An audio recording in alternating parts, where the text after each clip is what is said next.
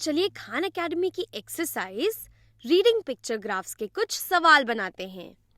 Which two locations had the same number of shark sightings? यहाँ पर हमारे पास एक पिक्चर ग्राफ है और हमें पता लगाना है कि किन दो जगहों पे एक बराबर शार्क्स देखी गई थी।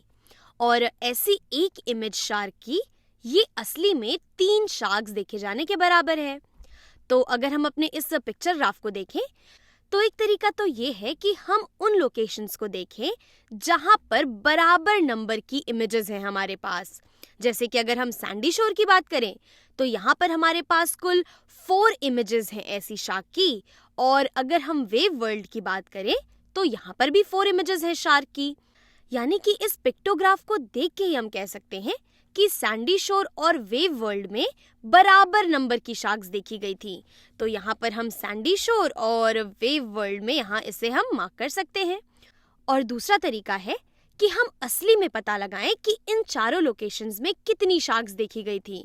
तो सैंडी शोर में 4 इमेजेस हैं शार्क की ऐसे, और एक इमेज अगर 3 शार्क्स के बराबर है तो 4 इमेजेस 4 टाइम्स 3 यानी कि 12 शार्क्स के बराबर होंगी। यानी कि सैंडी शोर में 12 शार्क्स देखी गई। हाई टाइड्स में 3 इमेजेस हैं और 3 इमेजेस का मतलब हुआ 3 टाइम्स 3 असली शार्क्स, यानी कि 9 शार्क्स देखी गई हाई टाइड्स में। और सनी एस्केप में हमारे पास 1 2 3 4 5 6 इमेजेस हैं। तो 6 इमेजेस का मतलब हुआ कि असली में 3 टाइम्स 6 यानी कि 18 शार्क्स देखी गई। और वेव वर्ल्ड में भी 4 इमेजेस हैं, तो 4 इमेजेस का मतलब है 4 टाइम्स 3 यानी कि 12 शार्क्स। तो सैंडी शोर और वेव वर्ल्ड में कुल 12 शार्क्स देखी गई असली में। और हमने यहाँ पर सैंडी शोर और वेव वर्ल्ड पे तो पहले से ही निशान लगाया हुआ है। तो चलिए अपने इस आंसर को चेक करते हैं, आगे बढ़ते हैं। Some students at Darren School signed a petition asking for a reading area for recess. तो डेरिन के स्कूल में कुछ बच्चों ने एक पेटिशन साइन करा है, एक अर्जी दी है लंच के दौरान, रिसेस के दौरान एक पढ़ाई की जगह मांगने के लिए। The graph below shows the number of signatures from each grade. तो यहाँ पर हमारे पास ये जो पिक्चर ग्राफ है ये हमें बताता है कि किस किस ग्रेड में कितने बच्चों ने साइन करा है इस चीज के लिए।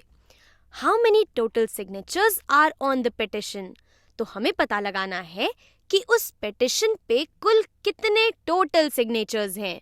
यानी कि हमें काउंट करना होगा कि हर ग्रेड में कितने सिग्नेचर्स हुए हैं और उन सभी को आपस में ऐड करना होगा। तो अगर हम अपने इस ग्राफ पे देखें तो यहाँ पर हमें ग्रेड्स दे रखे हैं और इसके आगे हमें दिया हुआ है कि कितने लोगों ने इस पे साइन करा है। और ऐसी एक इमेज इस पेन और पेपर की ये बराबर है 2 सिग्नेचर्स के।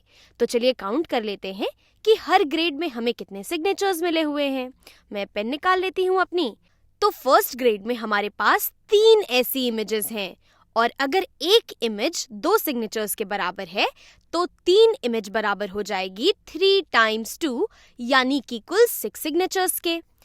फिर सेकेंड ग्रेड में हमारे पास ऐसी 2 इमेजेस हैं, और 2 इमेजेस का मतलब हुआ कि हमारे पास कुल 2 टाइम्स 2 यानी कि 4 सिग्नेचर्स हैं सेकेंड ग्रेड से। फिर थर्ड ग्रेड में हमारे पास 1 2 3 4 5 6 7 8 ऐसे इमेजेस हैं। 8 इमेजेस का मतलब है कि 8 टाइम्स 2 यानी कि 16 लोगों ने साइन करा है थर्ड ग्रेड में। थर्ड ग्रेड के बच्चों को काफी जरूरत है पढ़ाई की जगह की। फिर फोर्थ ग्रेड में हमारे पास 1 2 3 4 5 6 7 इमेजेस हैं ऐसे सिग्नेचर्स की। तो 7 इमेजेस का मतलब हुआ कि एक इमेज अगर 2 सिग्नेचर्स के बराबर है तो 7 इमेज 7 टाइम्स 2 यानी कि कुल 14 सिग्नेचर्स के बराबर होगा। और अगर हम इन सभी को आपस में ऐड कर लें तो हमें पता चल जाएगा कि कितने टोटल सिग्नेचर्स हैं। तो 6 + 4 10, 10 + 6 होता है आपका 16, 16 + 4 20 का 0। यहाँ पर 2 को रीग्रुप कर देंगे, 2 + 1 3 और 3 + 1 4, यानी कि हमारे पास कुल 40 सिग्नेचर्स हैं। और यहाँ से चलिए आंसर को चेक कर लेते हैं और आगे बढ़ते हैं। Which farms have fewer ponies than Horse Haven? हमारे पास यहाँ ये पिक्टोग्राफ है और यहाँ पर कुछ फार्म्स हैं हमारे पास। हमें पता करना है कि हॉर्स हेवन के कंपैरिजन में किन किन फार्म्स में कम पोनीज हैं। और यहाँ पर ये जो इमेजेस बनी है पोनीज का मतलब होता है छोटा घोड़ा, ऐसी एक इमेज दरअसल में 3 पोनीज के बराबर है असली में। तो अगर हम सिर्फ इस पिक्टोग्राफ को देखें तो हॉर्स हेवन के ऊपर हमारे पास ऐसी 3 इमेजेस हैं और बाकी के फार्म्स में सिर्फ पोनी पैस्चर एक ऐसा फार्म है जिसमें कि 3 से कम इमेजेस हैं पोनीज की। यहाँ पर हमारे पास सिर्फ 2 इमेजेस हैं। तो हम कह सकते हैं कि सिर्फ पोनी पैस्चर वो फार्म है जिसमें कि हॉर्स हेवन के कंपैरिजन में कम पोनीज होंगी। यहाँ पे हम इस पे निशान लगा सकते हैं। और दूसरा तरीका है कि हम यहाँ पर गिन लें कि हर एक फार्म में कितनी पोनीज हैं असली में और फिर कंपेयर कर लें। तो हॉर्स हेवन में हमारे पास ऐसी 3 इमेजेस हैं और एक इमेज अगर 3 पोनीज के बराबर है असली में तो ऐसी 3 इमेजेस 3 टाइम्स 3 यानी कि 9 पोनीज के बराबर है। अब हमें उन फार्म्स को ढूंढना है जिनमें कि 9 पोनीज से कम हो। तो अगर फैंसी फार्म को देखा जाए तो इसमें 1 2 3 4 5 इमेजेस हैं।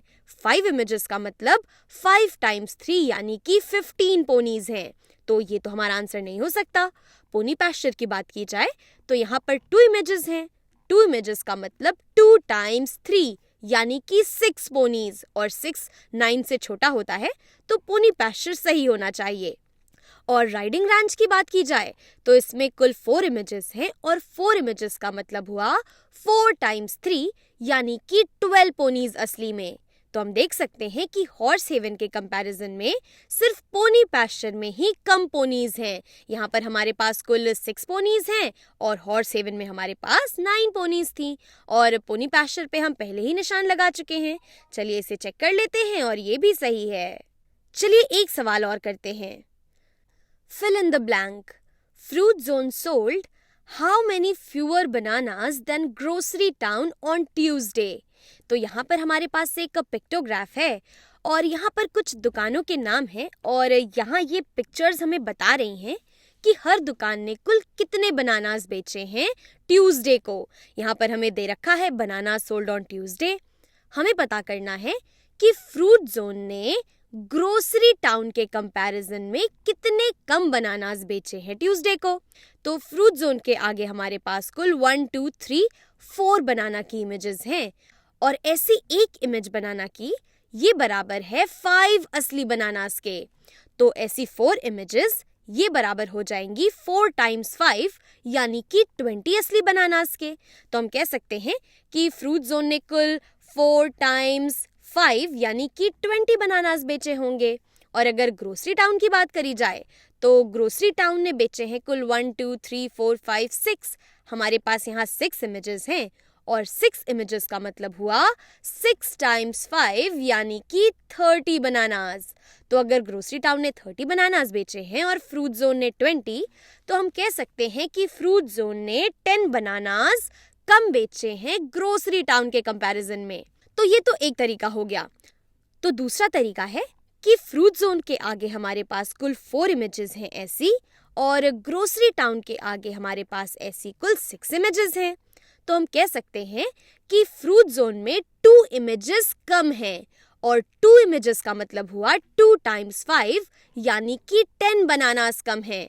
तो हम ऐसे भी कह सकते हैं कि फ्रूट जोन ने ग्रोसरी टाउन के कंपैरिजन में 10 बनानास कम बेचे होंगे ट्यूसडे को। और हमने ये भी सही कर लिया है।